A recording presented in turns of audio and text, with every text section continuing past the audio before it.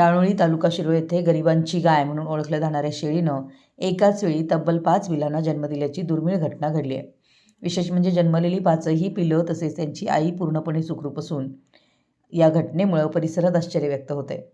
ही शेळी शेतकरी नितीन सदाशिव धनवडे यांच्या मालकीची असून शेळीच्या सुरक्षित प्रसूतीमुळे धनवडे कुटुंबात आनंदाचं वातावरण आहे.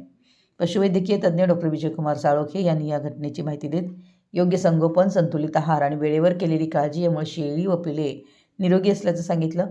शेळीपालन हा ग्रामीण भागातील अनेक शेतकरी व कष्टकरी कुटुंबासाठी महत्त्वाचा उत्पन्नाचा आधार आहे.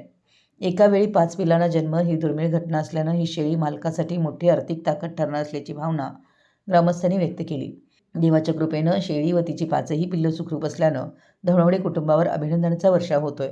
यावेळी पशुवैद्यकीय अधिकारी विजयकुमार साळोखे म्हणाले की शेतकरी वर्गासाठी पशुपालन व्यवसाय दुय्यम आर्थिक व्यवसाय म्हणून चांगलाच आहे.